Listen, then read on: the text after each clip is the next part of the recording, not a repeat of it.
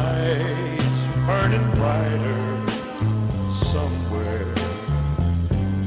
Got to be birds flying higher in a sky more blue. Good morning. Welcome to Right Thinking with Steve Copeland. I'm your host, Steve Copeland, and thank you for tuning in. Let's have a great day.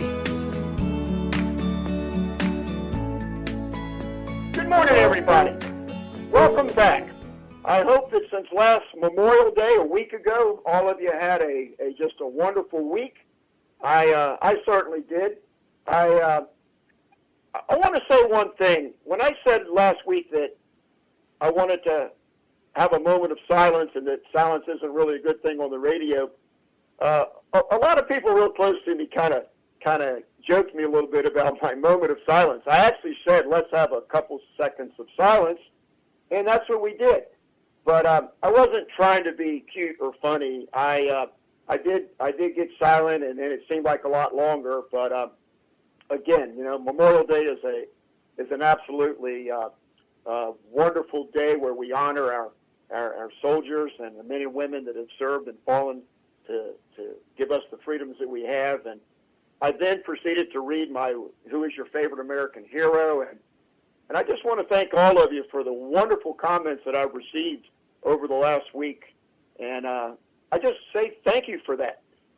Today, I'm going to pick up on the theme that we have, personal finance and small business ownership, part 3. And today we're going to be centering in on the idea that I said if you're going to succeed in owning your own small business, you better know your costs and expenses and how much sales you need to cover them and pay yourself. I'm very pleased with that one sentence. I think it sums up a lot of the things that I'm here trying to do. It encapsulates that owning your own business is not just something that you get up and say, this is what I'm going to do. You have to be very, very focused. You have to know what your goals are. You have to know many, many things if you're going to succeed. And to summarize part 1, I think the main things that I tried to give you in the first part 1 introduction to owning your own small business, personal finance, owning your own small business, is that there is absolutely enormous risk and that you have to think like a business owner. On Jeff Heiser's show this morning on his mental toughness, he spoke very, very freely today and related a story of this past weekend when he had a major production. I think it was some sort of a concert, an event. And there was a major sponsor that he said had paid tens of thousands of dollars to have it videoed so that they could use the video, and that the equipment wasn't working properly and that it was kind of a near disaster panic situation.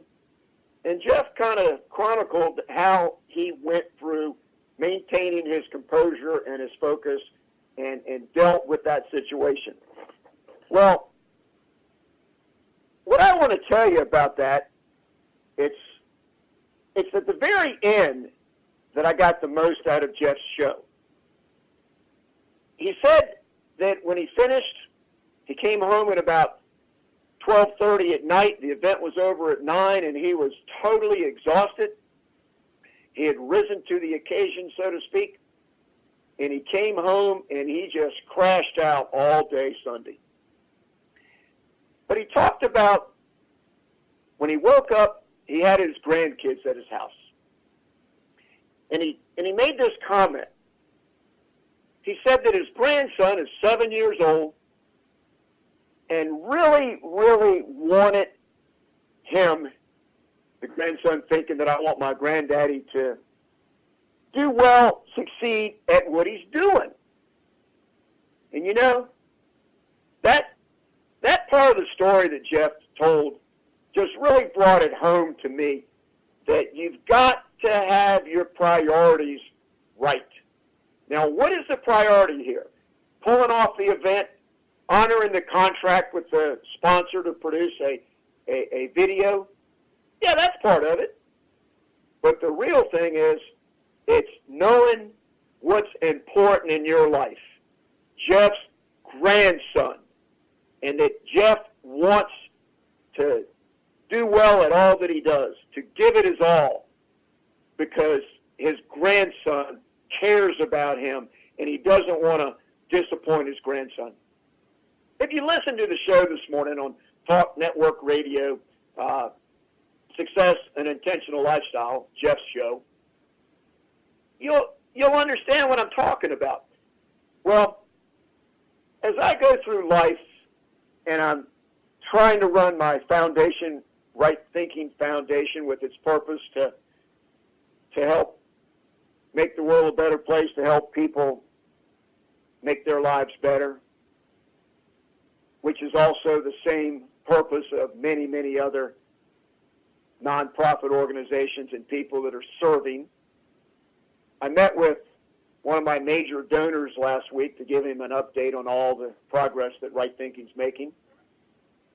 And he gave me just some of the most beautiful counsel that anybody could be blessed to receive from another person. He said, Steve, don't worry about the business aspects of what you're doing. That'll all fall into place. Just keep serving. And if you keep doing that, it'll keep moving forward. Just keep doing that. And I said to him at the very end, well, so I guess we just got to climb that mountain and get to the top of it in order to see the next mountain that's on the other side that we couldn't see when we're at the bottom of the first mountain. And yeah, sure, we're going to have a couple valleys that we got to go through, but just keep moving forward.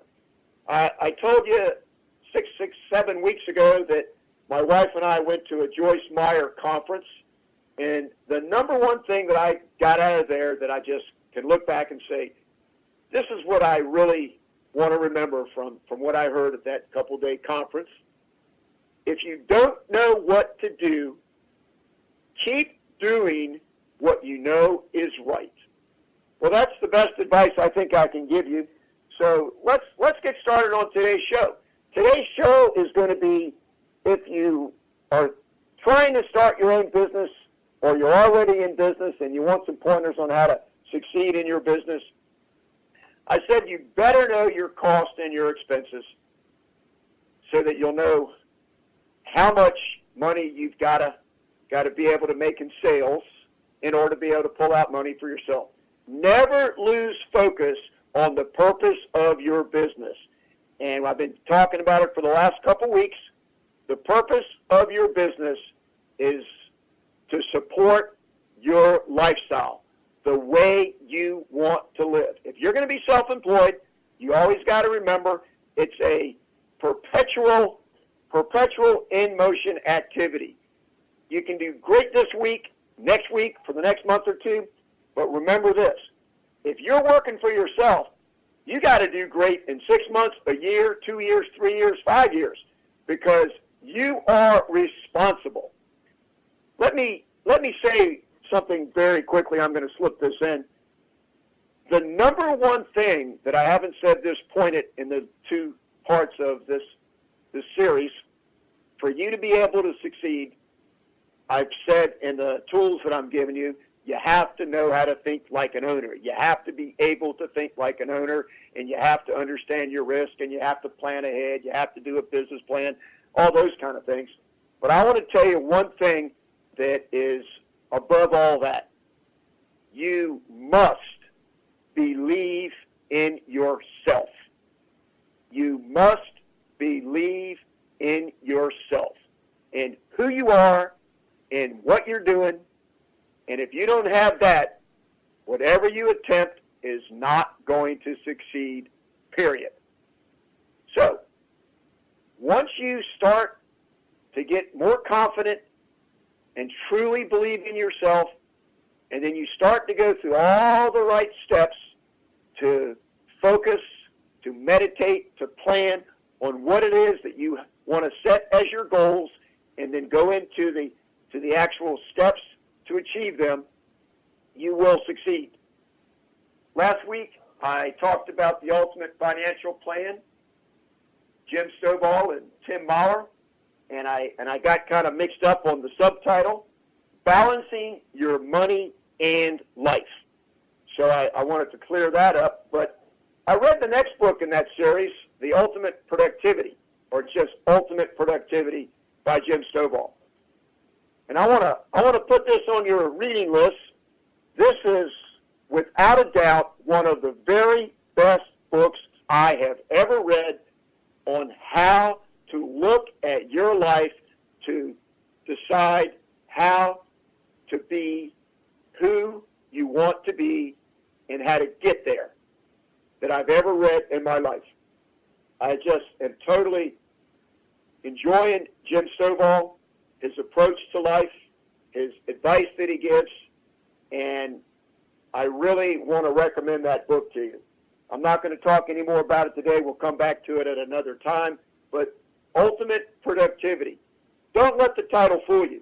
The word productivity is not like it's just some deep business book on how to make a manufacturing plant more productive and get more output and cut your unit costs and stuff like that. No.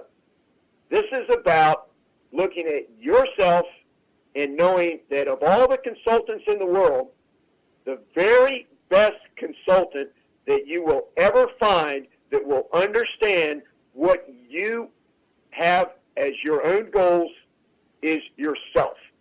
You have to believe in yourself and then lay it out. It's a beautiful book to read. Over the weekend, when I started meditating on the show this week and how I was going to present the topic, knowing your cost, the main part of today's show, I actually Googled biblical references to knowing your cost. And a lot of good stuff came up, that's for sure. But I want to share this with you because it could not be more precise for today's topic. This is the book of Luke, chapter 14, verse 28 through 30. But don't begin until you count the cost. For who would begin construction of a building without first getting estimates and then checking to see if he has enough money to pay the bills? Otherwise, he might complete only the foundation before running out of funds. And then how everyone would laugh. See that fellow there? They would mock. He started that building and ran out of money before it was finished. When I came across that, I said, wow, how could anything be more exact in the Bible to being careful when you're doing a project that you better know how much it's going to cost? Well, as straightforward as that is, I want to tell you something. And this is the beautiful part about what I'm saying today. That message about knowing your cost, in other versions they call it to build a tower, not just a building. It's really not about a construction project or building a building. But on the surface level, it couldn't be any more exact to what I'm trying to tell you. If you're going to be successful in business, you better understand your cost. And last week I went deep into how much working capital you would need. I told you how to calculate your working capital needs to anticipate when you'd hit your break-even point and how much money you would need ahead of time so that you would be able to continue with your project even though you hadn't hit the sales level enough to cover your costs.